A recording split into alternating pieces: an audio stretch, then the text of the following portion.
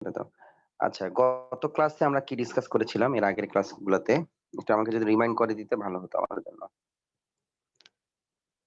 Sir মনে gearing আছে? Diagram ছিল। দেন হচ্ছে আমাদের ওই যে শ্যাফটের আরপিএম, তারপর হলো আমরা ওই যে আরপিএম এবং হচ্ছে সারফেস স্পিড এই ২ টা জিনিসও দেখেছিলাম। আরপিএম এবং সারফেস স্পিড, না?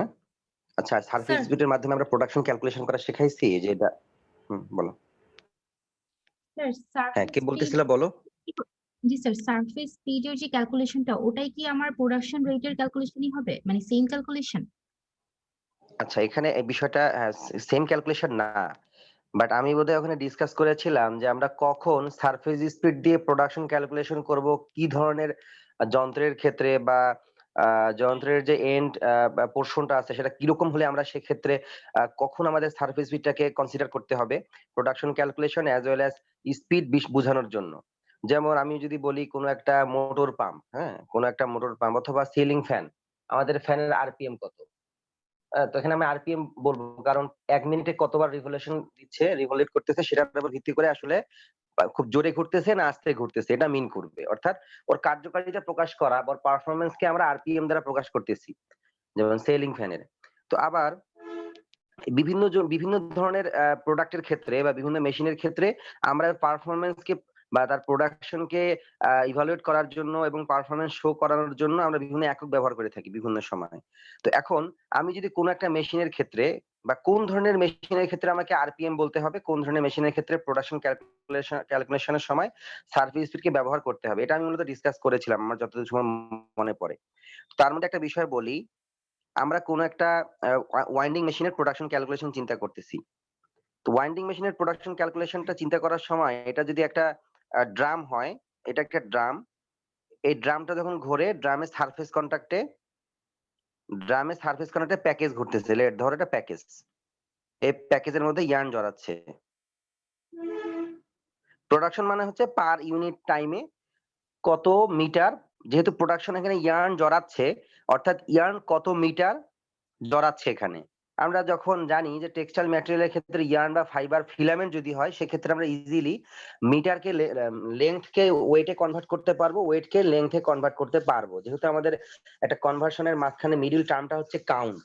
কাউন্ট মানে যেহেতু লেংথ পার ইউনিট ওয়েট আর weight per unit length, direct এবং ইনডিরেক্ট এই ২ টা সংজ্ঞা অনুযায়ী, সেক্ষেত্রে আমরা যদি এখানে মিটারে বের করতে পারি কত মিটার পার আওয়ার, কত মিটার পার ডে, কত মিটার পার মান্থ, তাহলে আমরা ইজিলি সেখান থেকে কত কিলোগ্রাম বা কত টন পার মান্থ, কত গ্রাম বা কত কিলোগ্রাম পার আওয়ার এই বিষয়গুলো ইজিলি আমরা বের করতে পারবো।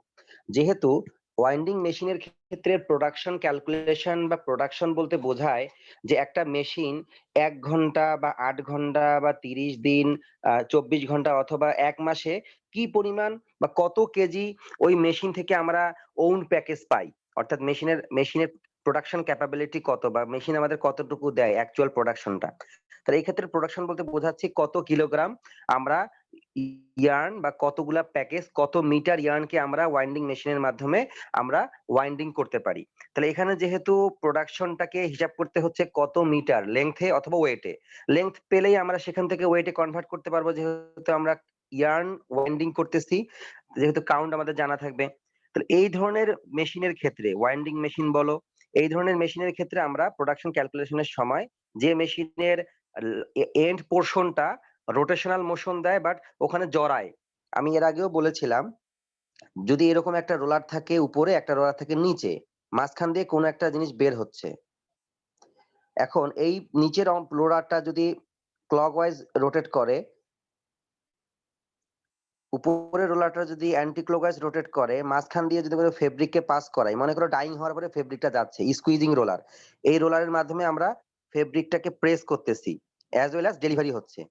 ফেব্রিকটাকে প্রেস করতেছি যেভাবে আমরা কাপড় নিংড়াই, হ্যাঁ? রিনসিং বলে, কাপড় নিংড়ানোটাকে রিনসিং বলে। আর এখানে স্কুইজিং মানে প্রেসারের মাধ্যমে অতিরিক্ত লিকুইডটাকে আমরা বের করে ফেলবো। বাট কাপড়ের কোন ধরনের ক্রিজ মার্ক পড়বে না, কোন ধরনের কাপড়টা ভাঁজ হবে না, কাপড়টা যেতে থাকবে, ফেব্রিকটা যেতে থাকবে ডাইং ডাইং হওয়ার পরে। এখন উপর থেকে আমরা ক্রিজ মানে এখানে প্রেসার দিয়ে এই ফেব্রিকটাকে এই ফেব্রিকটাকে আমরা কি করব, স্কুইজ করব। আচ্ছা, তো এক্ষেত্রে দেখো এই রোলারটা, উপরের যে রোলারটা আছে সেটা যদি অ্যান্টি ক্লকওয়াইজ ঘোরে, নিচেরটা যদি ক্লকওয়াইজ ঘোরে, সেক্ষেত্রে ফেব্রিকটা কিন্তু সামনে মুভ করবে। ফেব্রিকটা সামনের দিকে মুভ করবে, এই দিকে মুভ করবে। তাহলে এই দিকে মুভ করতেছে, আমি এখানে স্কুইজিং হয়ে যাওয়ার পরে ফেব্রিকটা মুভ করতেছে। তো পার ইউনিট টাইমে ফেব্রিক কত, এটা ডেলিভারি পোর্শন, এই অংশটা ডেলিভারি পোর্শন। এখানে কোন একটা রোলারের মধ্যে ফেব্রিকটা জড়াচ্ছে, মনে করো লাস্ট পোর্শনে ফেব্রিকটা জড়াচ্ছে। এখন 1 মিনিটে কত মিটার ফেব্রিক জড়াচ্ছে, 1 ঘন্টায় কত মিটার ফেব্রিক জড়াচ্ছে, এটাই তো এই মেশিনটার প্রোডাকশন। এই মেশিনের প্রোডাকশনটা আমি কেমন হিসাব করব, যে এখানে ডাইং হওয়ার পরে স্কুইজিং হয়ে আলটিমেটলি এখানে কত মিটার ফেব্রিক পার ইউনিট টাইমে জড়াচ্ছে, এটা হচ্ছে আমার প্রোডাকশন। সেক্ষেত্রে এই ধরনের প্রোডাকশনের ক্যালকুলেশনের সময়ও কিন্তু আমাকে সারফেস স্পিড হিসাব করতে হবে। অর্থাৎ রোলারের ডায়া এবং এর আরপিএম, এই রোলারটা যে আরপিএম এ ঘুরতেছে তার সাথে ডায়া পাই ডিএন সূত্র দিয়ে আমাকে বের করতে হবে যে পার ইউনিট টাইমে কত মিটার ফেব্রিক এখানে জড়াচ্ছে। তো যে মেশিনগুলোর ক্ষেত্রে এই ধরনের কোন সারফেসের কন্টাক্টে ইয়ার্ন পাস হয়, ফেব্রিক পাস হয়, সেটা ডাইড ফেব্রিক, গ্রে ফেব্রিক বা অন্য কোনো কিছু ইয়ার্ন, সে ধরনের মেশিনের প্রোডাকশন ক্যালকুলেশনের সময় সারফেস স্পিড ব্যবহার করতে হবে। Am I clear? জি স্যার, বুঝেছি। হুম। এখন এটা হচ্ছে তোমার এটা আমি বোঝাতে চাচ্ছি যে মুখস্থ না, মানে যেকোনো মেশিনই হোক না কেন, এখানে আমার আরপিএম দরকার হবে, মানে কোনো একটা প্রোডাকশন ক্যালকুলেশনের সময় মানে আরপিএম দিয়ে হিসাব করা সম্ভব, নাকি আসলে এখানে তার সাথে ডায়া রিলেটেড যে রোলারটা এখানে আছে বা এক কথায় সারফেস স্পিড দিয়ে ক্যালকুলেশন করতে হবে, সেটা আমাকে মেশিন দেখে বুঝার ক্যাপাবিলিটি থাকতে হবে। আমি এটাই বোঝানোর চেষ্টা করতেছি। এখন আমাদের যে ওয়াইন্ডিং মেশিন, সেই ওয়াইন্ডিং মেশিনে যেহেতু এটা ড্রাম, এটা একটা ড্রাম, যেমন কোন একটা ড্রামে সারফেস কন্টাক্ট হবেই, এই প্যাকেজটা যদি ড্রামে সারফেস কন্টাক্টে থাকে, এটা হচ্ছে প্যাকেজ। এই প্যাকেজটা যদি ড্রামে সারফেস কন্টাক্টে থাকে, ড্রামটা যখন ঘুরতে থাকবে, ড্রাম ঘুরতে থাকলে এই প্যাকেজটাও ঘুরতে থাকবে। ড্রাম যদি ক্লকওয়াইজ ঘুরে, প্যাকেজটা অ্যান্টি ক্লকওয়াইজ ঘুরবে। যেহেতু সারফেস কন্টাক্টে আছে, কোন ধরনের স্লিপ না ঘটে, যদি কোনো ধরনের স্লিপেজ না ঘটে, ড্রাম রোটেট করতে থাকলে এই যে প্যাকেজটাও রোটেট করবে। আচ্ছা, প্যাকেজ রোটেট করলে কি হবে, প্যাকেজ যখন ঘুরতে থাকবে, ইয়ার্ন এখানে ইনপুট থেকে আউটপুটের দিকে যাবে, তখন প্যাকেজের মধ্যে ওয়াইন্ডিং হবে, মানে প্যাকেজের মধ্যে ইয়ার্ন জড়ানো শুরু হয়ে যাবে। আচ্ছা, এখন প্যাকেজের মধ্যে yarn জড়ানো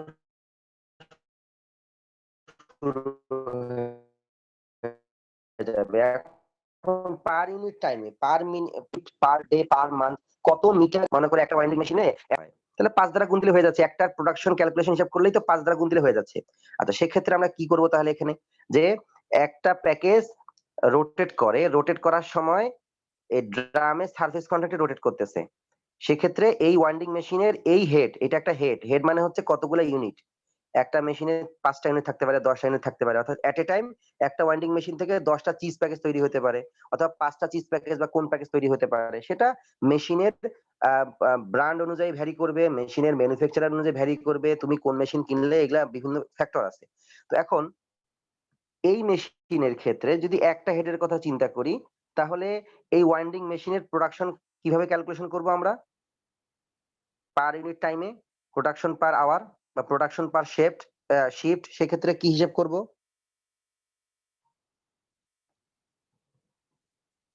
কি দিয়ে হিসাব করতে হবে? অবশ্যই সার্ভিস দিয়ে হিসাব করতে আইডিএন হবে। এর সাথে হচ্ছে আরপিএম টা মাল্টিপ্লাই করে।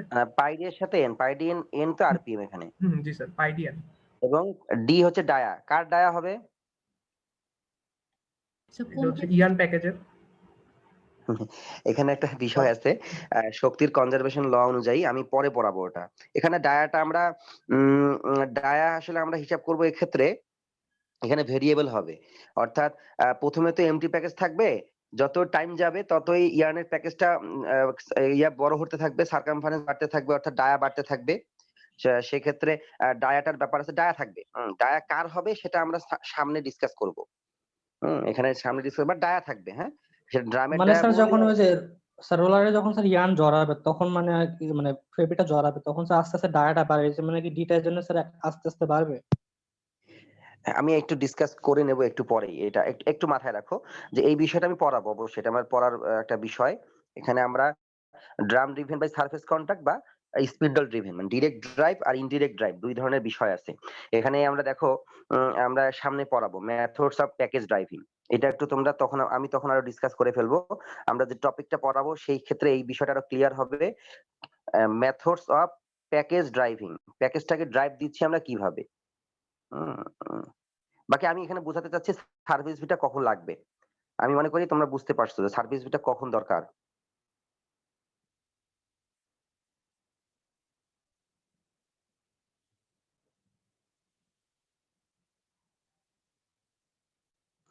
এই মেথডস অফ প্যাকেজ ড্রাইভিং যখন পড়াবো তখন আসলে ডি হিসাব করা শেখাবো। ডায়াটা ভেরিয়েবল না কনস্ট্যান্ট সেক্ষেত্রে কি প্রবলেম হতে পারে। এই ক্যালকুলেশনটা বা এই মেথোডোলজিটা আমি দেখাবো ইনশাআল্লাহ।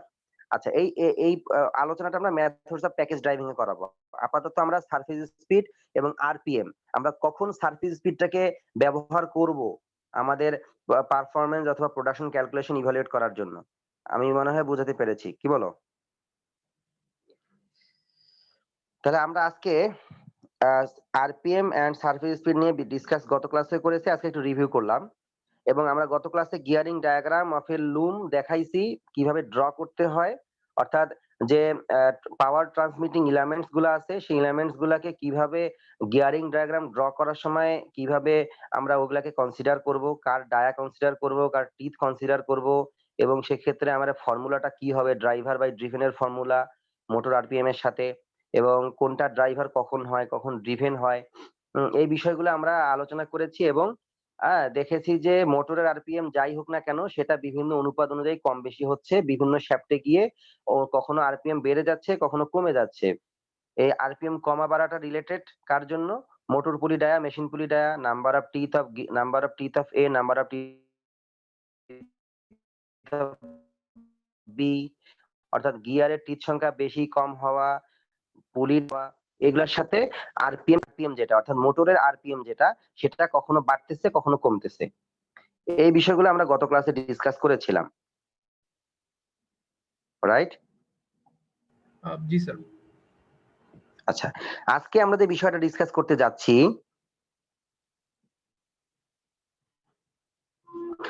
ওয়াইন্ডিং তো শুরু করিনি, করেছি মানে ওয়াইন্ডিং কাকে বলে বা ওয়াইন্ডিং এর অবজেক্টিভস পড়াইছি। না স্যার।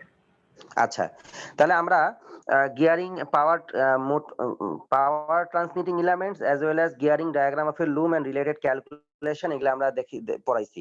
আজকে আমরা যেহেতু প্রথম চ্যাপ্টার না, আমাদের দ্বিতীয় চ্যাপ্টার ওয়াইন্ডিং, এটাই শেষ হয়ে যাবে, অনেক কিছুই আমরা পড়াই ফেলেছি। আচ্ছা, ওয়াইন্ডিং না, ওয়াইন্ডিং এর ক্ষেত্রে ওয়াইন্ডিং এর ইনপুটটা কি আর আউটপুটটা কি? ওয়াইন্ডিংটা একটা অপারেশন বা মেকানিজম। স্যার রিং কপস হচ্ছে ফ্লো ওয়াইন্ডিং। চার্টের মধ্যে দেখিয়েছিলাম আমরা, ফ্লো চার্টের মধ্যে দেখাইছিলাম, কি দেখাইছিলাম ফ্লো চার্ট অফ উইভিং এ আমরা ইনপুট আউটপুট দেখাইছিলাম। স্যার রিং কপস হবে। আচ্ছা, রিং কপস আমরা বলবো। আচ্ছা, রিং কপ বলতে পারি, রিং ববিন বলবো আমরা। হ্যাঁ, কপ আমাদের এখানে টাইপস অফ প্যাকেজের মধ্যে একটা প্যাকেজ পড়াবো, জুটের প্যাকেজ, সেটাকে কপ বলা হয়। আমি যদি রিং কপ বলি সেটা স্পিনিং এ বলে, বাট আমরা এখানে রিং স্পিনার্স ববিন বা রিং ববিন বলবো। হুম, তাহলে আমাদের কাছে ওই বিষয়টা মানে গুলাই যাবে না যেটাকে আমরা বলি। আচ্ছা, রিং ববিন অথবা স্পিনার্স ববিন। হ্যাঁ, আচ্ছা, এটা হচ্ছে আমাদের ইনপুট। আর একটা ইনপুট আছে হ্যাঙ্ক বলে এটাকে, হ্যাঙ্ক। এই হ্যাংটা হচ্ছে অনেকটা চরকায় সুতা কাটার সময় যে এইরকম একটা অংশের মধ্যে বিভিন্ন জিনিস রাখা হয়, এই যে এরকম আমাদের ল্যাবে আছে, এটাকে হ্যাং বলে। হ্যাং ফর্মেও ইয়ার্ন পাওয়া যায়। যারা ওই যে ইয়ার কাজ করে হাতে, কি বলে, কিছু ইয়ার্ন পাওয়া যায় ওই যে লাসচারাজ ইয়ার্ন, যেগুলা দিয়ে অনেক ক্ষেত্রেই উম রুমালের মধ্যে যে হাত দিয়ে কাজ করে আমাদের মা বোনেরা যেটা করে আরকি। হাতের কাজের যে ইয়ার্ন গুলা পাওয়া যায় না অনেক লাসচারাজ, জর্জেট টাইপের, এই ইয়ার্ন গুলা যখন কেউ বাজার থেকে কিনে আনে তখন কিভাবে ফর্মে থাকে দেখো তো? এরকম ফর্মে থাকে। ওটা কোনো ববিনে থাকে না, এরকম করে হ্যাং ফর্মে, লাসিও বলে এটাকে। হ্যাঁ, এই ফর্মে থাকে। মনে পড়তেছে? কোন ফিমেল স্টুডেন্ট এখানে আমার সাথে ইন্টারেক্ট করতে পারে যে আসলে আমি কথাটা বলতেছি তোমরা কি বুঝতে পারতেছো? মানে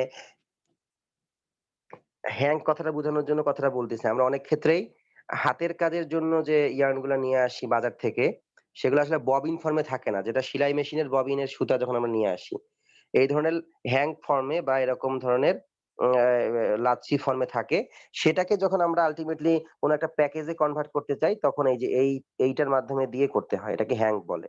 আচ্ছা, এই বিষয়টা যেহেতু এখন আমাদের কাছে অস্পষ্ট, বোধগম্য নয়, আমরা যখন ফাইনালি ল্যাবে যাবো, আদৌ আমরা কবে ল্যাবে যাবো আমি এক্সাক্টলি বলতে পারতেছি না। আসলে প্যান্ডেমিক তো এখন পর্যন্ত যে অবস্থা, আ আজকেও প্রেস ব্রিফিং নেই, কালকে প্রেস ব্রিফিং দিয়েছেন মাননীয় শিক্ষামন্ত্রী। এখন তো বলা যাচ্ছে না। যাই হোক, আমরা আপাতত যেহেতু রিং ববিন বা স্পিনাচ ববিনের সাথে বেশ পরিচিত, এই ব্যাপারটা আমরা সহজে রিয়ালাইজ করতে পারতেছি, আমরা ওটা দিয়ে বলি। আচ্ছা, রিং ববিন হচ্ছে ওয়াইন্ডিং মেশিনের একটা ইনপুট। এখান রিং ববিনের মধ্যে ইয়ার্ন থাকে অনেক কম পরিমাণে। আমি আগেও ডিসকাস করতেছিলাম অনেক আগে থেকে যে ১০০ গ্রাম ১০০ গ্রাম ইয়ার্ন থাকে। অনেক কম পরিমাণ ইয়ার্ন থাকে ১০০ গ্রাম। আচ্ছা, ১০০-১২০ গ্রাম। প্যাকেজ সহ দেখা যায় ১২০ গ্রাম আ ওয়েট থাকে। তার মধ্যে দেখা যায় প্যাকেজের ওজনে ৩০-৪০ গ্রাম থাকে। এমটি প্যাকেজ, প্লাস্টিকের প্যাকেজ হোল্ডার তো দ্যাটস ওয়াই ওটা একটু ভারী হয়। এই রিং ববিনে থাকে অনেক কম পরিমাণ ইয়ার্ন থাকে। আমি আগেও বললাম যে ৫০, ৬০, ৭০, এই ৮০, ৯০ এই ধরনের ১০০ গ্রাম ২০০ গ্রাম ইয়ার্ন ১০০ গ্রাম ইয়ার্ন থাকে। এই রিং ববিনটাকে আমরা ওয়াইন্ডিং মেশিনের ইনপুটে দিলাম। আর আউটপুট পাবো আমরা কি? কোন ওর চিজ কোন প্যাক। প্যাকেজ, কোন অথবা চিজ, যে মানে যেকোনো একটা প্যাকেজের নাম বলি, কোন বা চিজ প্যাকেজ। দেখা যাবে এই প্যাকেজটা অনেক বড় এবং সেটা নিয়ার অ্যাবাউট আমরা অনেক ক্ষেত্রে ২.৫ কিলোগ্রামও ব্যবহার করি, ২.25 কিলোগ্রাম ব্যবহার করি। এখন প্রশ্ন আসতে পারে কখন ২.৫, কখন ২.৫, ২.25, কখন ১.৫। এটা মূলত ওয়ার্কিং প্ল্যান বা উইভিং প্ল্যানের কিছু ক্যালকুলেশন আছে। কোন একটা কোন একটা অর্ডার যখন বায়ার আমাদের ফ্যাক্টরি গুলাতে প্লেস করে বা আমাদের এন্ড ফ্যাক্টরি মার্চেন্টাইজাররা যখন কোন একটা অর্ডারকে গ্র্যাব করার পরে যখন তাদের সাথে নেগোশিয়েট করে সব ধরনের প্রাইসিংটা ঠিক হয়ে যায়। তারপরে হচ্ছে লিড টাইম, অর্থাৎ আমি অর্ডার আ রিসিভ করার পর থেকে শুরু করে অর্ডারটা ফাইনালি এক্সিকিউট করে আ শিপমেন্টের আগ পর্যন্ত কত সময় আমি নেবো, ওর ১ লাখ, ২ লাখ, ৩ লাখ মিটার ফেব্রিককে আ আ শিপমেন্ট করার আগ মুহূর্ত পর্যন্ত কত সময় আমার লাগবে, এটাকে লিড টাইম বলা হয়।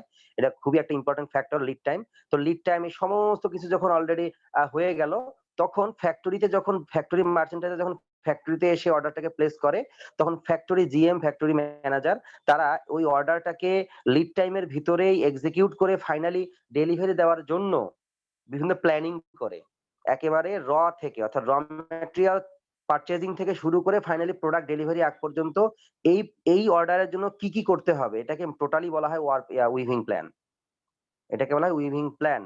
প্ল্যান করেই মূলত যখন আমরা প্যাকেজ পারচেজ করি আ স্পিনিং সেকশন থেকে, তখন আমরা ওই প্ল্যানিং এই আমরা হিসাব করে ফেলবো ওয়ার্পিং এর জন্য যে এই যে কোন বা চিজ প্যাকেজ লাগবে, প্রত্যেকটা কোন চিজ প্যাকেজের কত হবে, ওয়েট কত হবে। যতগুলা প্যাকেজ আমরা ওয়ার্পিং এর জন্য অর্ডার দেব সবগুলো একই ওয়েট এর হতে হবে। অর্থাৎ 2.25 হলে সব 2.25, যদি 1.5 হয় সব 1.5। সুতরাং এখানে আমি কখনো 2.5 বলতেছি, 1.5 বলতেছি, অর্থাৎ এরকম না, ইচ্ছামত না। অর্থাৎ উইভিং প্ল্যান অনুযায়ী আমাকে আমার আমার যে অর্ডারটা বায়ার আমাকে প্লেস করেছে সেটাকে ফুলফিল করার জন্য উইদিন লিড টাইম এর ভিতরে আমাকে আমি যখন প্ল্যানিং করব তখনই বের হয়ে আসবে আসলে যে আমার এখানে একটা কোন বা চিজ প্যাকেজের ওয়েট কত হবে। আচ্ছা, তাহলে দেখো এখানে রিং ববিনটা হচ্ছে আমার এখানে ইনপুট, আর কোন বা চিজ প্যাকেজ গুলো হচ্ছে আউটপুট। আর অপারেশন বা মেকানিজমটা হচ্ছে ওয়াইন্ডিং। এখানে একটা জিনিস আমাদের সহজেই বুঝে আসলো যে ওয়াইন্ডিং এর মাধ্যমে আমরা ছোট প্যাকেজ থেকে বড় প্যাকেজ তৈরি করতেছি। প্যাকেজটা আসলে ছোট, অর্থাৎ এখানে অ্যামাউন্ট অফ ইয়ার্ন অনেক কম, ইনপুটে আউটপুটে অ্যামাউন্ট অফ ইয়ার্ন অনেক বেশি। আচ্ছা, amount of yarn com, amount of yarn বেশি। আরেকটা বিষয় আমরা দেখতেছি ওয়াইন্ডিং এর মাধ্যমে, সেটা হচ্ছে যে এখানে ইয়ার্ন ট্রান্সফার হচ্ছে এক প্যাকেজ থেকে আরেক প্যাকেজে, সাপ্লাই প্যাকেজ থেকে আউটপুট প্যাকেজে। তাহলে ওয়াইন্ডিং হচ্ছে একটা ট্রান্সফারিং অপারেশন। অর্থাৎ ইয়ার্ন থাকবে, ২ টা ইয়ার্ন। এখানে ইয়ার্ন আছে, এখানে ইয়ার্ন আছে। বাট এখান থেকে ইয়ার্ন ইনপুট প্যাকেজ, ছোট প্যাকেজ, সাপ্লাই প্যাকেজ থেকে ইয়ার্নটা ট্রান্সফার হয়ে আউটপুট প্যাকেজে যাচ্ছে। এবং ইনপুট প্যাকেজের থেকে আউটপুট প্যাকেজের ওয়েট বেশি হচ্ছে, বড় হচ্ছে। এজ ওয়েল এজ এটা লার্জ এবং স্টেবল প্যাকেজ হবে। অর্থাৎ এই প্যাকেজটা একটু মোটামুটি স্টেবল হবে। সহজেই কলাপস করবে না। অর্থাৎ প্যাকেজটা সহজে ড্যামেজ হবে না। যেহেতু এই প্যাকেজ গুলাকে আমাদের ওয়ার্কাররা বিভিন্ন সময় বিভিন্ন জায়গায় রাখবে, তারপরে মেশিনের মধ্যে ইনপুট হিসেবে দিবে। তখন যাতে এই প্যাকেজটা সহজেই কলাপস না করে। অর্থাৎ লার্জ হবে, বড় প্যাকেজ হবে, স্টেবল প্যাকেজ হবে এবং পরবর্তী যে প্রসেস সাবসিকুয়েন্ট অপারেশন, যাকে আমরা ওয়াইন্ডিং এর পরে বলি ওয়ার্পিং, ঠিক না? আমাদের ফ্লো চার্টে আমরা বলেছি ওয়াইন্ডিং, ওয়ার্পিং, সাইজিং, দেন উইভিং। আচ্ছা, তো ওয়াইন্ডিং ওন্ড প্যাকেজ গুলাকে আমরা পরবর্তীতে ওয়ার্পিং মেশিনের ইনপুটে দেব। অর্থাৎ কোন বা চিজ প্যাকেজ গুলো হবে ওয়ার্পিং মেশিনের ইনপুট, আর ওয়ার্পিং মেশিনের আউটপুট হচ্ছে ওয়ার্ক বিম, যেটা আমরা ফ্লো চার্টে পড়েছি। এখন এই প্যাকেজটা হবে large as well as stable package এবং suitable for the subsequent operation.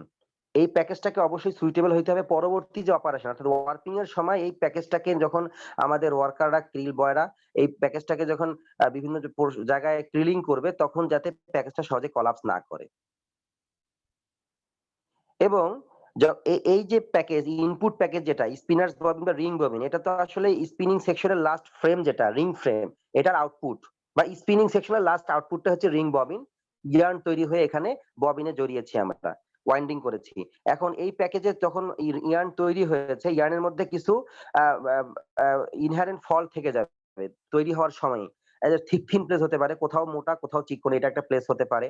এরপরে স্ল্যাব থাকতে পারে, এখানে ফরেন ম্যাটার থাকতে পারে, বিভিন্ন ধরনের ফল্ট থাকতে পারে। তো ওয়াইন্ডিং মেশিনের মধ্যে কিছু ডিভাইস অ্যাড করা থাকবে, কিছু ফল্ট রিমুভিং ডিভাইস অ্যাড করা থাকবে, মডার্ন ইকুইপমেন্ট অ্যাড করা থাকবে। যখন ইয়ার্ন সাপ্লাই প্যাকেজ থেকে আউটপুট প্যাকেজে যাবে ওয়াইন্ডিং অপারেশনের মাধ্যমে, ওই ডিভাইস গুলা মনে করো স্ল্যাব কাটার, যেটা স্ল্যাবকে কেটে দিবে ইয়ার্নের ফল্ট, থিক থিন প্লেস সেটাকে রিমুভ করার জন্য কাটার থাকবে। এরপরে ফরেন ম্যাটেরিয়াল এটা রিমুভ করার জন্য বিভিন্ন ধরনের ইয়া থাকবে, ডিস্ক থাকবে। এই সমস্ত ডিভাইস গুলা ওয়াইন্ডিং মেশিনে যখন অ্যাড করা থাকবে, ইনকর্পোরেট করা থাকবে, যখন ইয়ার্ন সাপ্লাই প্যাকেজ থেকে আউটপুট প্যাকেজে যাবে, এর মাঝেই ইয়ার্নের যে ফল্ট, ইয়ার্ন তৈরি হওয়ার সময় যে বিভিন্ন ধরনের ইমপিউরিটিস বা ফল্ট ওখানে অ্যাড হয়েছে, ওই ফল্ট গুলাকে রিমুভ করে ফেলবো, মিনিমাইজ করে ফেলবো। টোটালি রিমুভ না করলে অন্ততপক্ষে টলারেবল লিমিট পর্যন্ত আমি নামাই নিয়ে আসবো। তাহলে ওয়াইন্ডিং একটা অপারেশন, ওয়াইন্ডিং অপারেশনের মাধ্যমে আমরা ইয়ার্ন ট্রান্সফার করি এক প্যাকেজ থেকে আরেক প্যাকেজে, অর্থাৎ transferring operation, transferring of yarn from supply package to the output package, যাতে আমরা একটা লার্জ স্টেবল প্যাকেজ ক্রিয়েট করতে পারি, তৈরি করতে পারি, যেটা পরবর্তী অপারেশন সাবসিকুয়েন্ট অপারেশনের জন্য সুইটেবল হবে। এটা হচ্ছে ওয়াইন্ডিং এর ডেফিনেশন। সংজ্ঞা যদি বলা হয় যে ওয়াইন্ডিং আসলে ব্যাপারটা কি, ওয়াইন্ডিং কি, ওয়াইন্ডিং বলার সময় সেক্ষেত্রে এইভাবেই বলতে হবে, নিজের মতো করে লিখতে হবে। মুখস্থ কোনো কিছু আমি বিশ্বাস করি না, শুধু বিশ্বাস করি a+b হোল স্কয়ারের সূত্রটা মুখস্থ করতে হয়, বাট এটাও বিশ্বাস করি না। যদি আমরা দ্বিপদী সূত্র জানি, তাহলে আর a+b whole square, a+b whole cube, a+b whole to the power 4 এটা সূত্র মুখস্থ করার দরকার পড়বে না। বাট আমরা আসলে প্রথমে অনেক কিছু না জেনে মুখস্থ করি, পরে এর কারণ জানি কেন মুখস্থ করছিলাম, না মুখস্থ করলেও হতো। তো যাই হোক, আমরা অনেক ক্ষেত্রেই মুখস্থ করতে হয়, কিন্তু অবশ্যই সবকিছু লজিকের মধ্যেই। তো আমরা আমাদের মতো করেই লিখবো। এই আমার যে কথাগুলো বললাম, আমি যদি বুঝাই দিতে পারি আমার মতো করে এনাফ।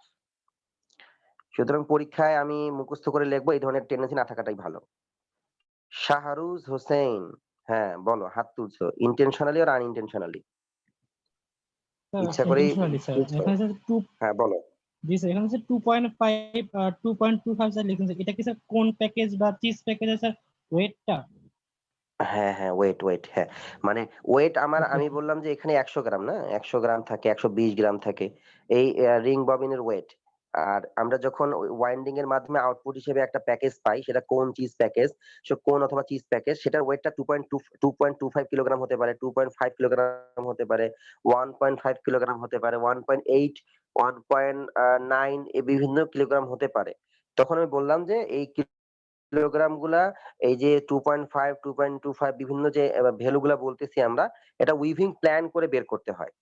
যখন একটা বায়ার আমাদের অর্ডার প্লেস করে, অর্ডারটাকে টোটালি এক্সিকিউট করার সময়, যেহেতু ওয়েস্ট ম্যানেজমেন্ট একটা অনেক বড় ফ্যাক্ট আমাদের এখানে, আমি শুধুমাত্র একটা ফল ফ্রি ফেব্রিক তৈরি করে দিলাম, এটা আমার কিন্তু কোনো যোগ্যতা বা স্কিল না, বা এটা আমার কোনো ধরনের ক্রেডিট না। আমি কত ওয়েস্ট মিনিমাইজ করতে পেরেছি, অর্থাৎ আমি একটা অর্ডারকে এক্সিকিউট করে ফাইনালি ডেলিভারি দেওয়ার আগ পর্যন্ত যত কম আমার স্ট্র্যাটেজিতে থাকবে, আমি ওয়েস্ট ম্যানেজ করব। মিনিমাইজেশন অফ ওয়েস্ট, অর্থাৎ যত ওয়েস্টেজ কম হবে তত আমি ভালো করলাম, প্রফিট ম্যাক্সিমাইজেশন হবে। ঠিক কিনা? কোন একটা জিনিস ওয়েস্টেজ অবস্থায় বিক্রি করলে তো দাম কম হবে, বাট এটাকে যদি আমরা প্রোডাক্টে কনভার্ট করতে পারি, তাহলে এক্সট্রা প্রফিট আসবে। অর্থাৎ profit maximization, waste management, waste minimization, as well as fault free fabric তৈরি করা, এই সবগুলা মিললেই মূলত আমি একজন ভালো ইঞ্জিনিয়ার, ভালো জিএম, ভালো ম্যানেজার। তো এখানে আমি এই হিসাবটা 2.5 2.25 টা প্রিসাইজলি করতে হবে যাতে অতিরিক্ত ইয়ার্ন না থাকে, যে ইয়ার্নটা আসলে অর্ডার এক্সিকিউট করার পরে কিছু ইয়ার্ন থেকে গেল। দেখা গেল যে এই প্যাকেজের মধ্যে দেখা গেল 100 200 গ্রাম করে ইয়ার্ন বেঁচে গেছে, লাগতেছে না। এই 200 গ্রাম করে আমি যদি মনে করো মনে করো এরকম আমি 1000 কেজি ইয়ার্ন নেব। 200 গ্রাম করলে কত কেজি ইয়ার্ন হয়? একটা এক্সাম্পল বলতেছি। আমার তো আরো অনেক, অনেক হাজার প্যাকেজ লাগে। তো সুতরাং আমি কখনোই এমন কোন আ আ মানে ভাবে অর্ডার প্লেস করব না যেখানে আমার ওয়েস্টেজ বেশি হবে। হুম? তো এইজন্য 2.5, 2.25, 2.3 এই বিষয়গুলো আসলে আমাকে উইভিং প্ল্যানের ক্যালকুলেশন এর মাধ্যমে বের করতে হবে। আচ্ছা, ওয়াইন্ডিং তাহলে আমরা ব্যাপারটা বুঝলাম। ওয়াইন্ডিং এর অবজেক্টিভস আমি এখান থেকেই বলতে পারি। এখন এতক্ষণ যে ডিসকাস করলাম সেখান থেকে আমরা অবজেক্টিভস অফ ওয়াইন্ডিং ও বলতে পারি। মানে আমাদের মূল উদ্দেশ্যটা কি ওয়াইন্ডিং এর, ঠিক না? একটা হচ্ছে ডেফিনিশন, একটা হচ্ছে অবজেক্টিভস।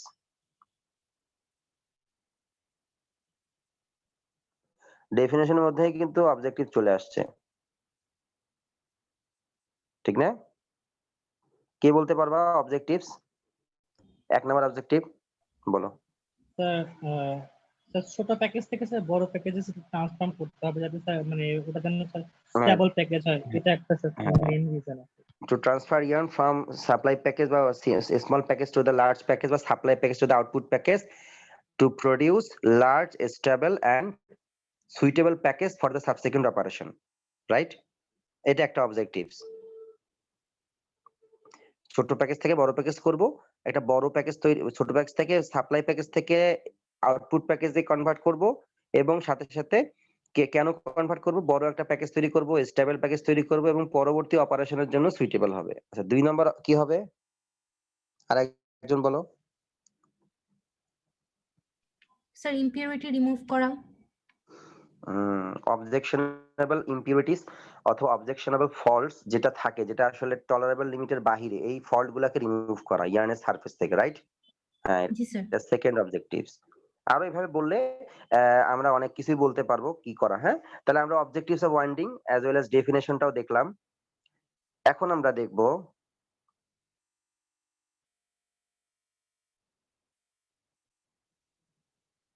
আমরা কি টাইপস অফ প্যাকেজেস পড়িয়েছিলাম? Types of package. একটা তো কোন চিজ বললাম, কোন চিজ এটা বললাম, এটা বলতেছি। এটাও একটা প্যাকেজের টাইপ। বাট আমরা একটা প্রোডাক্টকে বিভিন্ন ওয়েতে ক্লাসিফাই করতে পারি। বিভিন্ন ওয়েতে নামকরণ করতে পারি, ঠিক না? অ্যাকর্ডিং টু অমুক, অ্যাকর্ডিং টু এভাবে আমরা কিন্তু বলি যে types of packages according to the machine, types of packages according to the angle at which the yarn laid on the yarn surface. এভাবে আমরা বিভিন্ন অ্যাঙ্গেল, বিভিন্ন ভাবে, বিভিন্ন পার্সপেক্টকে সামনে রেখে আমরা প্যাকেজকে ক্লাসিফাই করতে পারি। তো আমরা টাইপস অফ প্যাকেজ বোধহয় পড়াই নাই, না? না স্যার, পড়ানো হয়নি। আচ্ছা, ঠিক আছে। Types of packages. প্যাকেজের টাইপ গুলো হচ্ছে অ্যাকর্ডিং টু মেশিন। যদি বলি আমি অ্যাকর্ডিং টু মেশিন, আমরা যে কোন ওয়াইন্ডিং মেশিন যদি বলি, কোন ওয়াইন্ডিং মেশিন থেকে যে প্যাকেজটা হয় সেটা কোন প্যাকেজ, মেশিনের নামানুসারে অ্যাকর্ডিং টু মেশিন।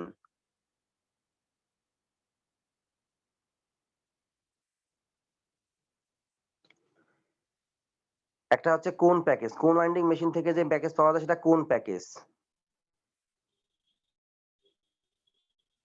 কোন ওউন্ড প্যাকেজ। আমরা আসলে ওয়াইন্ডিং একটা অপারেশন অ্যাক্টিভ, এটার মাধ্যমে যে আউটপুটটা পাবো সেটাকে আমরা কোন ওউন্ড প্যাকেজ, WOUND, কোন wound package, cheese wound package. ওকে?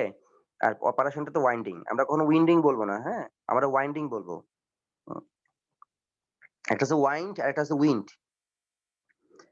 যদিও আমাদের স্পেলিং সব ঠিক আছে, প্রোনাউন্সিয়েশন এ গিয়ে চেঞ্জ হয়ে যাবে। আচ্ছা, কোন ওউন্ড প্যাকেজ এটা দেখতে কেমন?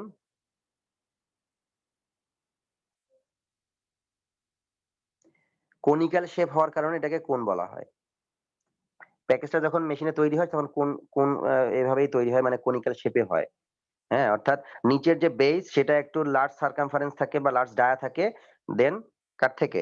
টিপের থেকে। বেস এটাকে বলা হয় বেস। বেস পোরশনটা টিপ পোরশন। তো বেসের যে ডায়া সেটা বেশি থাকে টিপের থেকে। তো যেহেতু একটা কনিক্যাল শেপ হয়ে গেল, দ্যাটস এটার নাম হচ্ছে কোন ওউন্ড প্যাকেজ। দেখতে এরকম এবং সাথে এরকম থাকে। মানে ইয়ার্ন যেহেতু, তো সুতা সহজ কথায়, সেটা আসলে এই মানে জড়ানোর যে অ্যাঙ্গেল, মানে একেকটা কয়েল অর্থাৎ লুপ এক একটা কয়েল একটা কয়েলের সাথে কিভাবে কোন অ্যাঙ্গেল করে থাকে এটাকে বোঝানোর জন্য এইভাবে দেখা দেওয়া হয়। কোণের ক্ষেত্রে এরকম করে থাকে। অর্থাৎ একটা কয়েল আরেকটা কয়েলের সাথে হেলিক্যাল অ্যাঙ্গেলে থাকে। কোণ বোঝানোর জন্য এটা বোঝানো হয়। আমরা সামনে আরো প্রসিড করলে ব্যাপারটা আরো ক্লিয়ার হবে। তাহলে অ্যাকর্ডিং টু দ্য মেশিন প্রথমে আমরা কোন ওউন্ড প্যাকেজ, টাইপস অফ প্যাকেজের মধ্যে প্রথম আমরা দেখতেছি যে মেশিনের নামানুসারে বা মেশিন অনুসারে প্যাকেজকে আমরা ১ নম্বরে কোন বলতে পারি, কোন ওউন্ড প্যাকেজ। ২ নম্বরে হচ্ছে চিজ প্যাকেজ অথবা cheese wound package. Cheese package এটা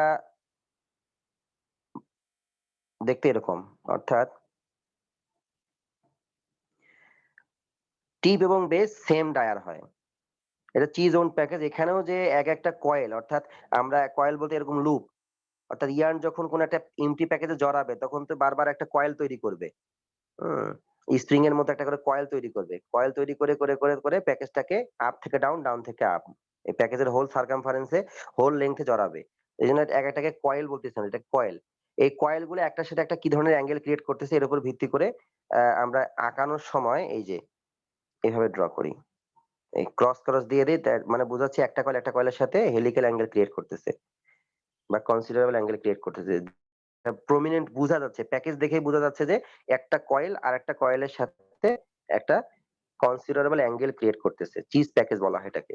সেক্ষেত্রে টিপ এবং বেস, টিপ পোরশন এবং বেস পোরশনের ডায়া একই রকম থাকে। এটাকে আমরা বলছি চিজ ওউন্ড প্যাকেজ বা চিজ প্যাকেজ।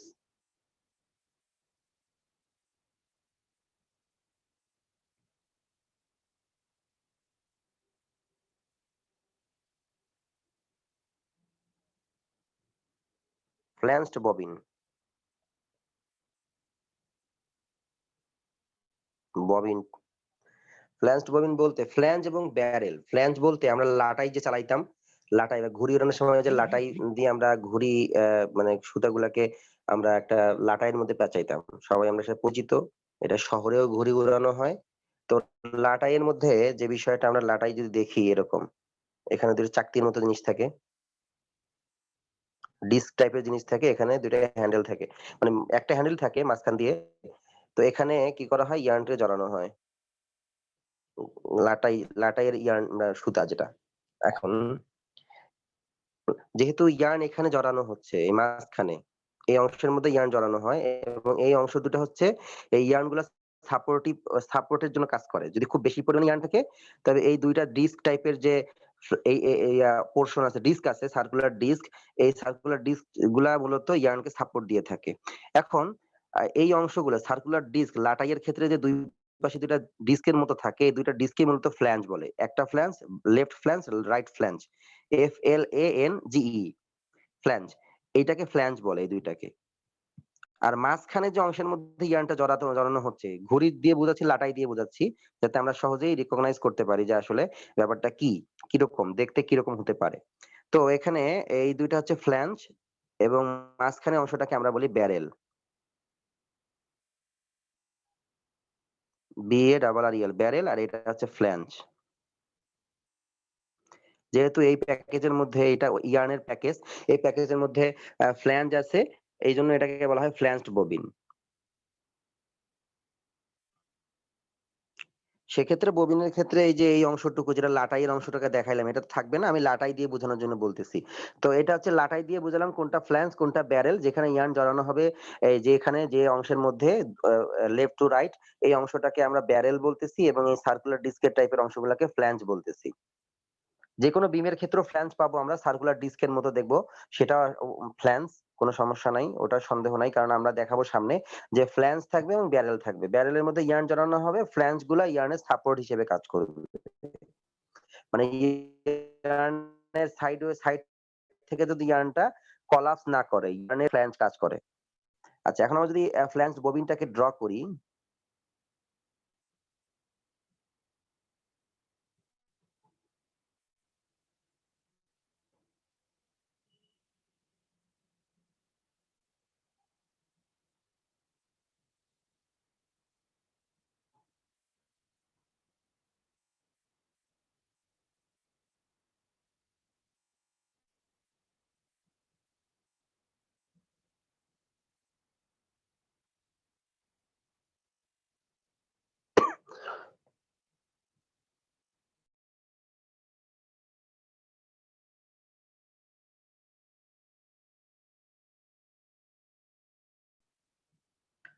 সরি একটু আচ্ছা আমরা যদি এখানে ফ্ল্যাঞ্জের কথা চিন্তা করি, এটা হচ্ছে ফ্ল্যাঞ্জ ববিন, এটা হচ্ছে ব্যারেল, আর এটা হচ্ছে ফ্ল্যাঞ্জ। আমার আঁকানোটাতে একটু ভাঙা ভাঙা হলো। হুম। আচ্ছা, এটা এখানে ইয়ার্ন জড়ানো আছে। ইয়ার্ন জড়াবে। জড়াইলে তখন যখন ইয়ার্ন বেশি পরিমাণে জড়াবো তখন কিন্তু এর ডায়াটা বাড়তে থাকবে। আমি কিন্তু এখন মূলত ব্যারেলটাকে দেখাইছি শুধু। অর্থাৎ যেখানে ইয়ার্ন জড়াবো, এমটি প্যাকেজ যেটাকে আমরা বলি। আমি এমটি প্যাকেজ দেখাইছি। যখন ইয়ার্ন জড়াতে থাকবো তখন এটা ধীরে, ধীরে বাড়তে থাকবে। অর্থাৎ ডায়াটা বাড়তে থাকবে। ডায়া বাড়তে থাকবে, ডায়া বাড়তে থাকবে। হ্যাঁ? আর এইটা হচ্ছে ফ্ল্যাঞ্জ, এটাও ফ্ল্যাঞ্জ। তাহলে ফ্ল্যাঞ্জ ববিন দেখতে এরকম, ফ্ল্যাঞ্জড ববিন দেখতে এরকম। আচ্ছা। তাহলে আমরা কোন প্যাকেজ দেখলাম? চিজ ওন প্যাকেজ দেখলাম, cone wound package, cheese wound package, flanged bobbin package. দেখতে কেমন, আঁকালে কেমন দেখা যাবে আমরা এই বিষয়গুলোকে দেখাচ্ছি। আচ্ছা। ৩ নাম্বার প্যাকেজ গেল। ৪ নাম্বার প্যাকেজটা হচ্ছে পার্ন প্যাকেজ।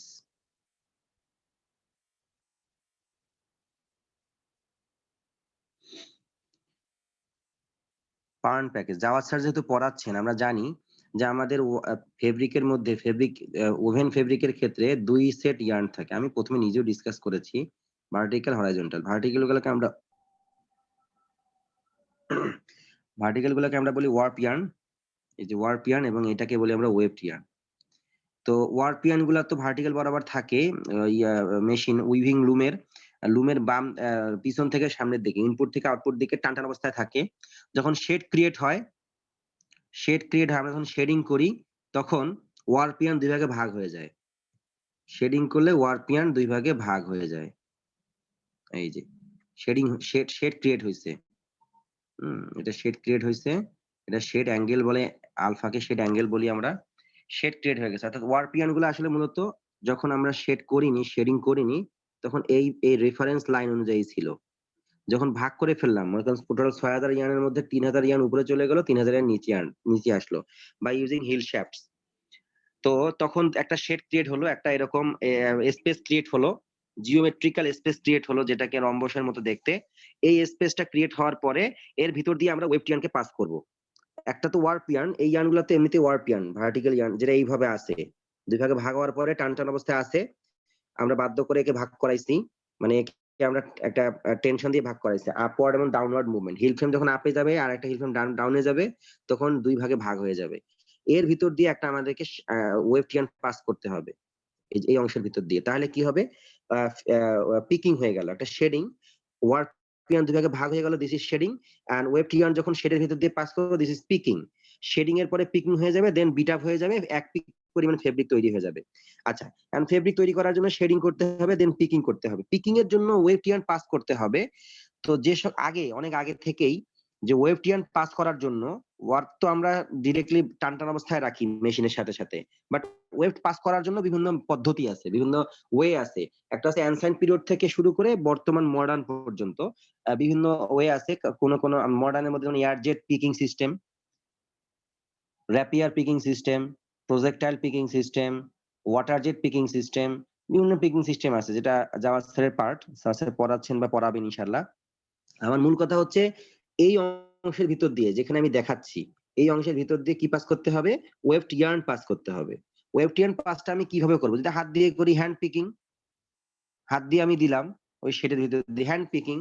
যদি কোনো যন্ত্রের মাধ্যমে করে, মেকানিক্যাল পিকিং। যদি কোনো একটা মনে করো কাঠের খন্ড দ্বারা পড়ি, তাহলে উড পিকিং। মানে আমরা যেভাবেই করব সেই অনুসারে আমার নামকরণ হবে, সহজ কথায়। তো আমরা যদি এখানে শাটলের মাধ্যমে পিকিং করি, তো শাটল পিকিং হাত দিয়ে করলে হ্যান্ড পিকিং। আর যদি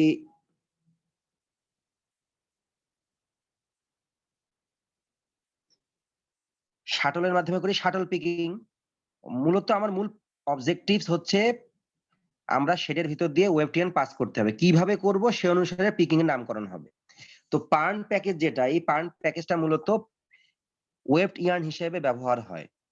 পার্ন প্যাকেজের মধ্যে যে ইয়ার্ন জড়ানো থাকে, ইয়ার্নটা জড়ানো হয় মূলত শাটলে ব্যবহার করার জন্য। পার্ন প্যাকেজটা মূলত শাটলে ব্যবহার করা হয়। শাটল একটা ডিভাইস, এই পার্ন একটা প্যাকেজ। পার্ন প্যাকেজ প্যাকেজটা শাটলের ভিতরে ইনসার্ট করা হয়। এরপরে শাটলটা যখন পাস করানো হয় কোনো কিছু দ্বারা শাটলের মধ্যে যদি আমরা কিক মারি সেক্ষেত্রে শাটলটা অবশ্যই বাম থেকে ডানে যাবে। মেশিনের বাম থেকে ডানে গেলেই শাটল যখন মুভ করবে তখন ওয়েব টিয়ান ইনসার্ট হবে এখানে। তো এইজন্য এটাকে শাটল পিকিং বলতেছি আমরা। শাটলটা দেখতে কেমন? মূলত ওই শেডিং হওয়ার পরে এর ভিতর দিয়ে ওয়েব টিয়ান পাস করতে হবে। আমরা কিভাবে পাস করব এটা আমাদের ব্যাপার। যদি এয়ার এর মাধ্যমে পাস করি, এই ওয়েব টিয়ানটাকে যদি আমরা এয়ার এর মাধ্যমে ভাষায় পাস করাই দেই ফ্লোটিং অবস্থায় সেক্ষেত্রে এয়ার জেট পিকিং। তো এইভাবে পিকিং যেভাবে করব সে অনুসারে পিকিং এর নামকরণ হবে। মডার্নে এয়ার জেট এবং র‍্যাপিয়ার দুইটা সবচেয়ে বেশি চলে বর্তমান ইন্ডাস্ট্রিগুলোতে, এয়ার জেট এন্ড র‍্যাপিয়ার। সেটা সামনে স্টার্ট করাবেন, প্রসিড করলেই বুঝতে পারবা।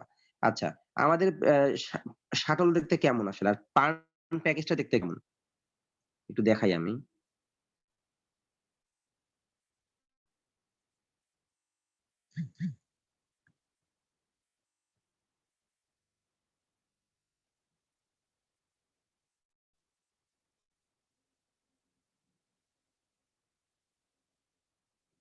এটা মূলত এমটি প্যাকেজ অফ শাটল। পার্নের প্যাকেজটা এমটি অবস্থায় এরকম থাকে আর এরকম করে যখন ফুল ফিল আপ থাকে এরকম। এই যে প্যাকেজের মধ্যে ইয়ার্ন জড়ানো আছে, এইটা হচ্ছে পার্ন প্যাকেজ। মাঝখানেরটা যে অংশটা আগে প্রথমে ড্র করলাম সেটা হচ্ছে এমটি প্যাকেজ। ইয়ার্ন জড়ানো হলে সেখানে এরকম দেখা যাবে। অর্থাৎ এই শাটলের পার্নের মধ্যে কিন্তু অল্প পরিমাণ ইয়ার্ন থাকে, অনেক বেশি পরিমাণ ইয়ার্ন থাকা যাবে না, সম্ভব না, আমরা করি না সাধারণত। এখানে কিছু অবস্ট্যাকল আছে, কিছু লিমিটেশন আছে এবং অনেক ধরনের ফ্যাক্টর রিলেটেড, উইভেবিলিটির উপর অনেকগুলো ফ্যাক্টর রিলেটেড। দ্যাটস ওয়াই আমরা পার্নের ডাইমেনশন বড় করি না।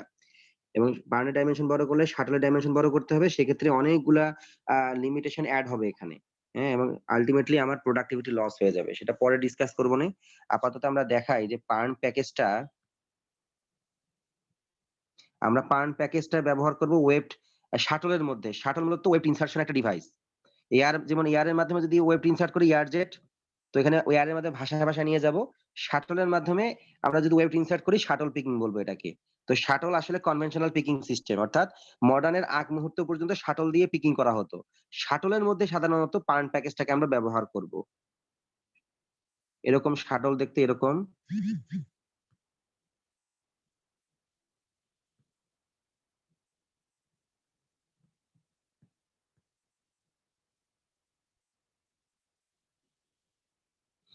এই প্যাকেজের জন্য এখানে স্লট আছে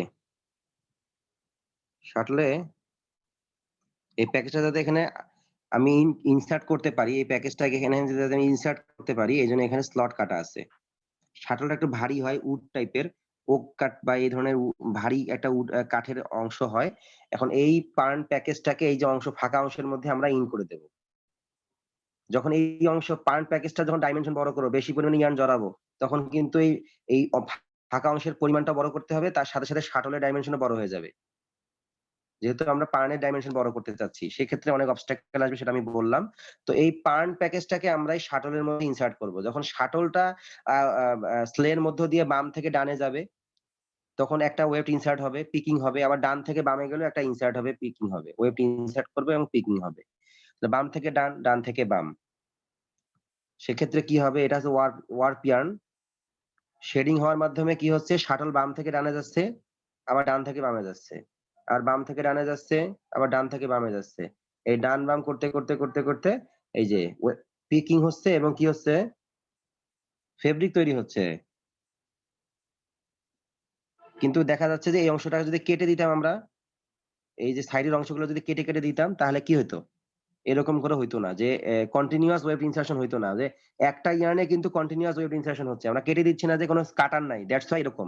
আর যদি কাটার দিতাম কেমন দেখা যেত, কাটার দিলে এরকম, যদি কেটে কেটে দিতাম প্রত্যেকটা ওয়েব ইনসার্শন সময় তখন এরকম। আর একটু সুন্দরভাবে বললে এই যে এইভাবে সেলভেজের নামকরণ করা হয়, বাউন্ড সেলভেজ, ফ্রিঞ্জ সেলভেজ। যদি আমরা প্রত্যেকবার ওয়েব ইনসার্ট করার পরে কেটে দিতাম সাইডে, তখন এই ওয়েব ওয়ার্ক, এগুলো হচ্ছে ওয়ার্ক, এগুলো হচ্ছে ওয়েব। সেক্ষেত্রে কিন্তু এই বাউন্ডের মতো হতো না, যেভাবে আমরা দেখা এই যে এরকম। শাটল উইভিং এটা একটা লিমিটেশন। শাটল উইভিং এ যেটা হয় যে বাউন্ড সেলভেজ তৈরি হয়। তাহলে আমরা শাটলের মধ্যে পার্ন প্যাকেজকে ইনসার্ট করব মানে ওয়েব টিয়ার্ন হিসেবে। দেখে ক্লিয়ার? কেউ কোনো কথা বলতেছো না, মানে কি তোমরা কি এখানে উপস্থিত আছো নাকি আবার জয়েন করে চলে গেছো? জি স্যার, এটা আছি ক্লিয়ার। স্যার। হ্যাঁ, ওকে। তাহলে আমরা দেখলাম যে মূলত পার্ন প্যাকেজটা সেক্ষেত্রে আমরা মানে বুঝতে পারলাম যে পার্ন প্যাকেজটা শাটল উইভিং বা কনভেনশনাল উইভিং এর ক্ষেত্রে ওয়েভড ইয়ার্ন হিসেবে ইউজ হয়। এতটুকু তো ক্লিয়ার? জি স্যার। আচ্ছা, স্যার একটা পার্ন কোশ্চেন ছিল। প্যাকেজ, হ্যাঁ কোশ্চেন করো করো। স্যার আমাদের যেমন হচ্ছে কোন প্যাকেজ বা চিজ প্যাকেজের ক্ষেত্রে দেখলাম হচ্ছে আমরা 2 কেজি থেকে 2.5 কেজির মতো হচ্ছে ইয়ার্ন ক্যারি করতে পারে। তো এইসব হ্যাঁ, হচ্ছে যেমন ফ্ল্যাঞ্জ আমরা প্যাকেজ যেটা দেখলাম বা হচ্ছে পান প্যাকেজ দেখলাম, এদের ক্ষেত্রে কি হচ্ছে কি ইয়ার্ন ক্যারির যে রেশিওটা ওটা কি চেঞ্জ হবে? মানে কতটুকু ইয়ার্ন ক্যারি করতে পারে? বা এটা আমরা কখন ব্যবহার করি? পানেরটা তো স্যার বুঝলাম হ্যাঁ এটা আমি, ফিল্টারের জন্য, বাট হ্যাঁ প্ল্যান যে কখন ব্যবহার করি সেটা আমি বলবো। মূলত কোন এবং চিজ, যেমন এটা 2 কেজি 2.5 কেজি কথা বলেছি আমি, ঠিক না? বা অ্যাকর্ডিং টু উইভিং প্ল্যান এটা কম বেশি হবে, বাট বেশি পরিমাণে ইয়ার্ন এখানে থাকবে। এটা মোটামুটি ঠিক। আচ্ছা। আর ফ্ল্যাঞ্জের ক্ষেত্রেও আমরা ফ্ল্যাঞ্জ আমরা সাধারণত ফ্ল্যাঞ্জের কিছু লিমিটেশন আছে, কিছু অ্যাডভান্টেজ আছে। আমরা এটা একটু যদি ডেসক্রিপশনে যাই সেক্ষেত্রে আমি বলতে পারি যে ফ্ল্যাঞ্জ প্যাকেজটা ও ফ্ল্যাঞ্জড ববিন যেটা এটাকেও আমরা ওয়েভড ইনসারশন এর ক্ষেত্রেও ব্যবহার করি। সেক্ষেত্রে কোনো শাটল না, ফ্ল্যাঞ্জটা নিজেই মুভ করে। আমাদের ল্যাবের মধ্যে একটা মেশিন আছে, সেটাকে বলা হয় multiphase weaving machine. Multiphase weaving machine, single phase weaving machine, multiphase weaving machine. Single phase মানে হচ্ছে এই যে মনে করো এটা যদি আমরা কোন একটা মোটরের শ্যাফট বলি, মোটর আমাদের বাসা বাড়িতে যে আছে সেটা 360 ডিগ্রি, রাইট? 360 ডিগ্রি, 0 থেকে 360 ডিগ্রি আসবে। যেখানে 0 সেখানে 360 ডিগ্রি, 180 ডিগ্রি, 270 ডিগ্রি, 90 ডিগ্রি। অর্থাৎ মোটর শ্যাফট 0 থেকে ঘুরে ফিরে এসে আবার 360 ডিগ্রিতে আসে। আমাদের সিঙ্গেল ফেজ উইভিং মেশিনটা হচ্ছে এই 0 থেকে 360 ডিগ্রিতে আসার মাঝখানে একটা শেডিং হয়, একটা পিকিং হয়, একটা বিট আপ হয়। অর্থাৎ একটা শেডিং, একটা পিকিং, একটা বিট আপ। এটা সিঙ্গেল ফেজ। বাট যখন একটা 0 থেকে 360 ডিগ্রিতে আসার মাঝখানেই multiple shedding, multiple picking, multiple beat up, তখন এটাকে মাল্টিফেজ বলা হয়। অর্থাৎ এই 0 থেকে 360 ডিগ্রিতে আসার মাঝখানে মোটরের শ্যাফট, যে মোটরের মাধ্যমে আমরা পাওয়ার সোর্স হিসেবে ড্রাইভ দেব, ড্রাইভিং শ্যাফট, সেই শ্যাফটটা 0 থেকে 360 ডিগ্রিতে আসার মাঝখানেই একসাথে 10টা যদি শেডিং হয় তো 10টা পিকিং, 10টা বিট আপ। তাহলে দেখা গেল সিঙ্গেল ফেজের থেকে মাল্টিফেজ যদি 10 গুণ বেশি হয় তাহলে এট এ টাইম 10 গুণ বেশি পরিমাণে প্রোডাকশন পাবো, রাইট? সিঙ্গেল ফেজে যেখানে 0 থেকে 360 ডিগ্রিতে আসতে গিয়ে আমাদের একটা শেডিং, একটা পিকিং, একটা বিট আপ। আর সেখানে মাল্টিফেজে যদি 10 গুণ বেশি হয় তাহলে সেক্ষেত্রে কি হবে? 10টা পিকিং, 10টা শেডিং, 10টা পিকিং, 10টা বিট আপ। আল্টিমেটলি সিঙ্গেল ফেজের থেকে মাল্টিফেজের কি বলে প্রোডাক্টিভিটি বা প্রোডাকশন ক্যাপাবিলিটি, প্রোডাকশন অনেক বেশি হবে। ঠিক কি না? জি এই স্যার। ধরনের মাল্টিফেজ মেশিনের মধ্যে ফ্ল্যাঞ্জড ববিনকেই ইনসারশন ডিভাইস হিসেবে ব্যবহার করা আছে। মডার্ন কিন্তু এটা কিন্তু আর স্টার্লিং এর একটা ইন্ডাস্ট্রি আছে যারা মাল্টিফেজ উইভিং তৈরি করে। ইন্ডাস্ট্রি ওরা আমাদের বুটেক্সে গিফট দিছে, বুঝছো? এই আমাদের মেশিনটা আমাদের ল্যাবে আছে। ওরা আমাদেরকে গিফট দিছে। এটা আমাদের যখন কিনতে যাওয়া হয়েছিল আরকি, ওরা বুটেক্সের যখন শুনছে যে বুটেক্সের শিক্ষকরা আসছে কেনার জন্য বা বুটেক্সের কমিটি আসছে, তখন এটা গিফট দিছে। ওরা নিজে এসে ইনস্টল করে দিয়ে গেছেন। মেশিন নিরীক্ষণ করে দিয়ে গেছেন, চালায় দিয়ে গেছেন। তো ওখানে আমরা দেখি যে ফ্ল্যাঞ্জড ববিনটা ওয়েভড হিসেবে ইউজ হয় অ্যাজ ওয়েল অ্যাজ পার্নের মতো। আর পার্ন যখন ইউজ করব তখন কিন্তু ওটা অবশ্যই শাটলের মধ্যে ইউজ করতে হবে। পার্ন একা একা কিছু করতে পারবে না। মানে পার্নটাকে শাটলে ইনসার্ট করাতে হবে, দেন শাটলটাকে মুভ করানোর জন্য বিভিন্ন মেকানিজম আছে। আর মাল্টিফেসে যে ক্ষেত্রে দেখা যাচ্ছে ডিরেক্টলি ফ্ল্যাঞ্জড ববিনটাকেই ব্যবহার করা হচ্ছে। আচ্ছা, আর কোন এবং চিজ প্যাকেজটা তো আমরা কি বলে এটাকে ওয়ার্পিয়ান হিসেবে ম্যাক্সিমাম ক্ষেত্রে ইউজ করব। সেটা হচ্ছে মডার্নের ক্ষেত্রে ওয়েব ইয়ার্নের জন্য আমরা সেক্ষেত্রে কোনকে ডিরেক্টলি ব্যবহার করব। আমি কিন্তু বলেছিলাম যখন ফ্লোচার্ট পড়িয়েছিলাম, ইন্ডাস্ট্রিয়াল প্র্যাকটিসিং ফ্লোচার্ট অথবা ফ্যাক্টরি প্র্যাকটিসিং ফ্লোচার্ট, তখন আমরা পিকিং এর সময় যখন আমরা লাস্ট যে ফ্লোচার্টের মধ্যে একটা কনভেনশনাল উইভিং লিখেছিলাম, একটা লিখেছিলাম মডার্ন উইভিং। কনভেনশনাল উইভিং এর ক্ষেত্রে আমরা বলছিলাম পার্ন ব্যবহার করব, সেক্ষেত্রে পার্নের পরে শাটলের মাধ্যমে ওয়েব ইনসার্ট করব। আর মডার্ন উইভিং এর ক্ষেত্রে এই পার্ন বা শাটলেই নাই। মডার্ন উইভিং এর একটা নাম হচ্ছে শাটললেস উইভিং। সহজ কথায় শাটল যতক্ষণ থাকবে সেটাকে আসলে আমাদের according to the textile language সেটাকে আমরা বলি টেক্সটাইলের টার্মস এন্ড ডেফিনিশন অনুযায়ী শাটলকে শাটল উইভিং বলা হয়। শাটল যখন ব্যবহার করব এটা আসলে কনভেনশনাল উইভিং। আর যখন শাটলকে অমিট করে দেব, শাটলের অনেক ধরনের প্রবলেম আছে, লিমিটেশন আছে। অনেক আগে থেকেই শাটলকে রিপ্লেস করার চেষ্টা করা হচ্ছে। অবশেষে রিপ্লেস হয়েছে এবং সেক্ষেত্রে আমরা এই উইভিংটাকে বলি শাটললেস উইভিং অর্থাৎ শাটল নাই। মডার্ন উইভিং এর আরেকটা নাম হচ্ছে শাটললেস উইভিং। শাটল বাদ দিয়ে দেওয়া হয়েছে। এয়ার এর মাধ্যমে পিকিং করতেছি, ওয়াটার এর মাধ্যমে পিকিং করতেছি। হুম। তাহলে কোন চিজ এই প্যাকেজ গুলাকে আমরা ওয়ার্প ইয়ার্ন হিসেবে ইউজ করি as well as waved yarn. Waved yarn কোথায়? মডার্ন উইভিং এর জন্য। আর কনভেনশনাল উইভিং এর জন্য আমরা পার্ন প্যাকেজ এবং ফ্ল্যাঞ্জড ববিনকে ওয়েবড ইয়ার্ন হিসেবে ইউজ করি। Is it clear? জি স্যার, ক্লিয়ার। ওকে, তাহলে আমরা ৪ টা প্যাকেজের ব্যাপারে দেখলাম, দেখতে কেমন হবে এবং তার কোথায়, কোথায় ব্যবহার হবে। আমরা মোটামুটি একটা ডিসকাশন করলাম। এটা আসলে আরো সামনে আমরা আরো বুঝতে পারবো। এটা আরো লিমিটেশন, এটা কোথায় ব্যবহার করা যেতে পারে। আসলে এই বিষয়গুলো হচ্ছে ম্যাটেরিয়াল। আমরা যখন কোন একটা মেশিন ডিজাইন করব, কোন একটা মেশিন আমরা আমাদের হাইপোথিসিস বা আমাদের কল্পনায় আসলো যেটা করা যায় কিনা।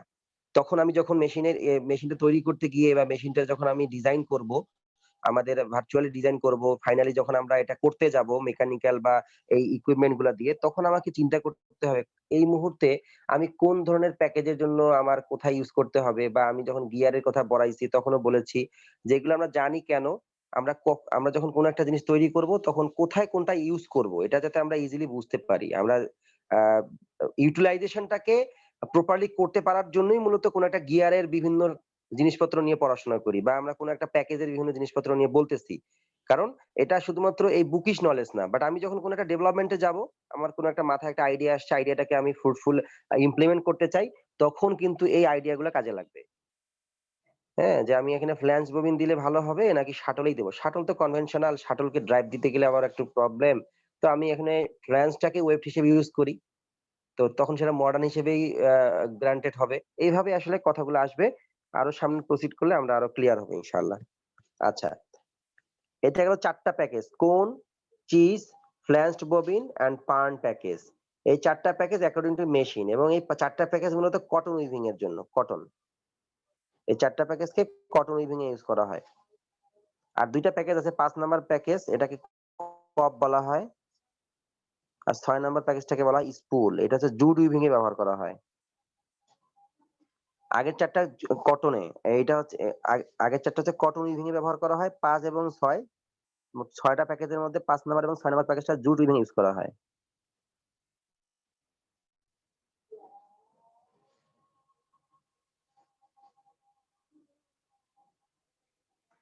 কপ অ্যান্ড স্পুল। কপ হচ্ছে জুট উইভিং এর ক্ষেত্রে ওয়েবড ইয়ার্ন হিসেবে ইউজ হয়। আর স্পুলটা হচ্ছে জুট উইভিং এর ক্ষেত্রে ওয়ার্প ইয়ার্ন হিসেবে। স্পুলটা চিজের মতো। স্পুলটা হচ্ছে চিজের মতো আর কপটা হচ্ছে পানের মতো। স্পুলটা হচ্ছে জুটের ক্ষেত্রে ইউজ হবে, সেটা কটনের যে চিজ প্যাকেজ সেরকম। আর কপ হচ্ছে ওয়েবড ইয়ার্ন হিসেবে ইউজ হবে জুটের ক্ষেত্রে, জুট ওয়েবড ইয়ার্ন, সেটা হচ্ছে পানের মতো। এই যে ৫ টা প্যাকেজ পড়ালাম আমরা, টাইপস অফ প্যাকেজেস। প্রথমে হচ্ছে কোন wound package, cheese wound package, flanged bobbin, এরপরে হচ্ছে pirn package, cop and spool. এই টোটাল ৬ টার মধ্যে প্রথম ৪ টা হচ্ছে কটন উইভিং এর জন্য, পরের ২ টা হচ্ছে জুট উইভিং এর জন্য। এখানে কারো কোনো কোশ্চেন আছে কিনা এই পর্যন্ত? জুটে তাহলে শুধু কপার স্পুলে ইউজ হচ্ছে আর বাকিগুলো ইউজ হবে না? না, বাকিগুলো কটনের জন্য। Okay, sir.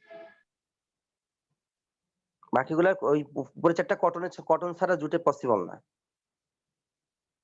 কারণ কটন হচ্ছে short staple spinning, SSS, short staple spinning, আর জুট হচ্ছে লং স্টেপল স্পিনিং। জুটের অনেক ধরনের প্রবলেম আছে। জুটকে টোটালি যদি তুমি ইউজ করতে চাও সেক্ষেত্রে জুট রিসার্চ সেন্টারও আছে। জুট যেহেতু আমাদের দেশীয় গোল্ডেন ফাইবার এবং এটা আসলে সমাদৃত এক সময় ছিল, বাট এটাকে বলা হয় প্রোডাক্ট প্রমোশন। প্রোডাক্টকে কিভাবে প্রমোট করা যায়, আমরা কিভাবে আমাদের র ম্যাটেরিয়াল জুটকে ওয়ার্ল্ড ওয়াইজ রিকগনাইজড ওয়েতে ব্যবহার করতে পারি, আরো নতুন ধরনের ডাইভার্সিফাইড প্রোডাক্ট ডেভেলপ করতে পারি, যেটা আমরা এক্সপোর্ট করতে পারবো। এটা আমাদের একটা নৈতিক দায়িত্ব আমি মনে করি। যে জুট নিয়ে যত বেশি পরিমাণে জুটকে আমরা বিভিন্ন প্রোডাক্ট ডেভেলপমেন্টে লাগাতে পারবো, ততই আমাদের দেশটা সমৃদ্ধশালী হবে। কেন? তত বেশি পরিমাণে কাল্টিভেশন হবে আমাদের জুটের। জুট কাল্টিভেশন হলে এই দিক থেকে আমরা যারা চাষী আছে বা কৃষক আছে, যারা চাষাবাদ করে, তারা লাভবান হবে। তারা একটা ভালো ডিমান্ড প্রাইস পাবে।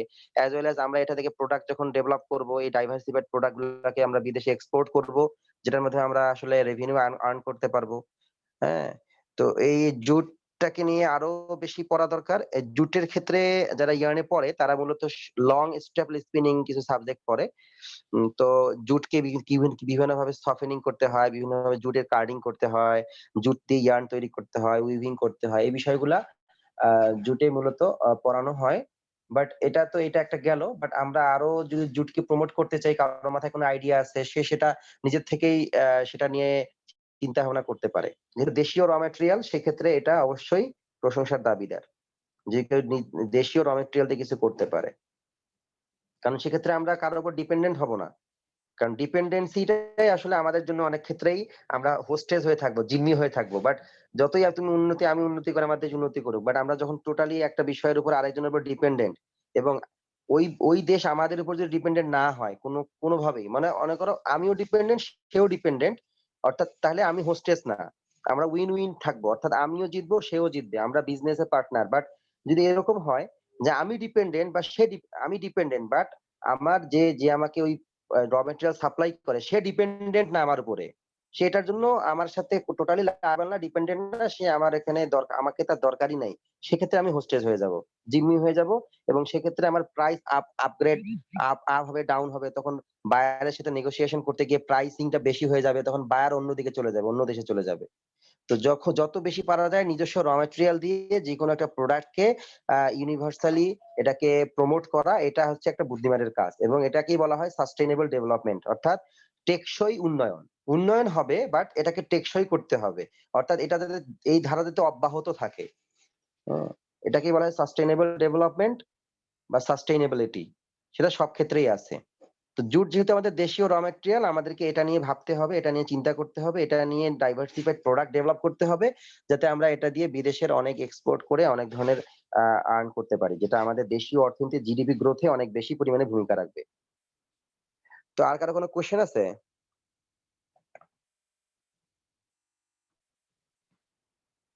কারো কোনো কোশ্চেন না থাকলে আমরা এখান থেকে একটু এক্সিট করতে চাই। আগামী দিন দেখা হবে ইনশাল্লাহ। ওকে? পার্টিসিপেন্টস কিন্তু খুবই কম। আমি কিন্তু 4th ইয়ারের ক্লাস নেই। আমি 4th ইয়ারের এফটিকিউসি ক্লাস নেই, ইয়ার্ন এবং ফেব্রিকে। তারা কিন্তু নিয়ার অ্যাবাউট 55, 59, 61। তো তারা যদি থাকে 4th ইয়ার স্টুডেন্ট হিসেবে, তা আমি আসলে বুঝতে পারতেছি না তোমাদের পার্টিসিপেন্টস এত কম কেন? আল্টিমেটলি কিন্তু পিপিটিএক্স অথবা মুখস্থ পড়া দিয়ে পাস করাটা সো টাফ হয়ে যাবে। একটু বাকিদেরকে কাইন্ডলি এটাকে রিমাইন্ড করাই দিবা যে স্যার বলেছেন যে শুধু পিপিটিএক্স দিবে, মনে করতেছে মুখস্থ করে না। আমি কিন্তু ওই যে ঘুরায় পেঁচায় প্রশ্ন করব। এটা আমি করি। জি সুতরাং বাকিরা স্যার। যদি মনে করে, আর এখানে যদি কেউ মনে করে যে রেকর্ড তো হচ্ছে, আমি রেকর্ডিং শুনে নেব, এটা কোনোদিনও হয়? ১ ঘন্টা ১.৫ ঘন্টার একটা ক্লাস রেকর্ডিং আবার শোনা যায়? এটা খুব বোর ফিল হবে না? এখানে আমি লাইভে আছি। তোমরা আমার সাথে ইন্টারেক্ট করতে পারতেছো। সাথে আমাকে বলতে পারতেছো। এটা যতটা নিতে পারবো আমি, একটা জিনিস, হ্যাঁ, আমি যারা শুনতেছি, কোন একটা জিনিস হয়তো বুঝতে পারতেছি না, ওই সময় ওই পোরশনে চলে গেলাম যে এটা বোধহয় স্যার ৫০ মিনিটের মাথায় বলছে। তো আমি কেটে দিয়ে ৫০ মিনিটে চলে গেলাম। এরপর আমি শুনলাম। তাহলে আমার কাছে ক্লিয়ার হলো। বাট একটা লেকচার শুরু থেকে শেষ পর্যন্ত শোনা এটা অনেক ধৈর্যের ব্যাপার।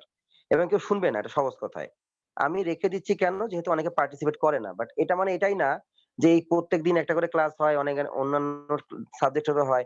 আমরা পরে এটা শুনে নেব, কোনদিনও হবে না। হয় না এটা সাধারণত। এটা মানুষের নেচার না। মানুষ লাইভে যতটা সময় ইন্টারেকশন এ থাকতে পারে, একাই শুনবে কানে লাগাই দিয়ে, এটা সম্ভব?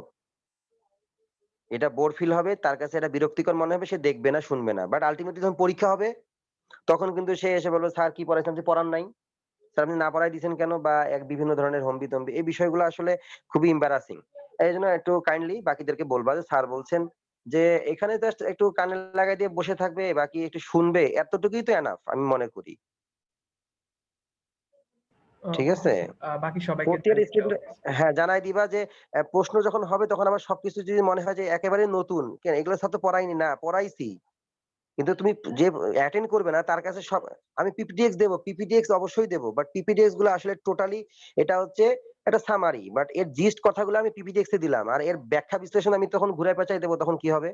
তখন তো বলবে, "স্যার আপনি তো এটা পড়ান নাই, আপনার পিপিটিএক্স এ নাই।" এইসব এই ধরনের প্রশ্নগুলা করবে আমি জানি। এটা খুবই এম্বারাসিং এবং এটা আমি কোন কৈফিয়ত দেই না। কৈফিয়ত দিতে কতজনকে কৈফিয়ত দেব? আর আমি কৈফিয়ত দেওয়ার জন্য বাধ্য না। আমি যেহেতু পড়াচ্ছি, আমি পড়াবো যেহেতু ফাঁকি দিচ্ছি না। আমি নিজে যেহেতু পড়াচ্ছি দ্যাটস ওয়াই আমি এখানে কাউকে কৈফিয়ত দিতে রাজি না যে আমি কেন এটা দিয়েছি।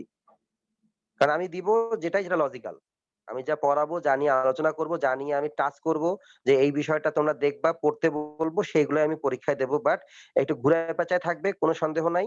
বাকিরা যদি মনে করে যে পিপিটিএক্স অথবা রেকর্ডিং শুনে আমরা এখানে পার পাবো, মনে হয় তারা একটু ভুল করবে।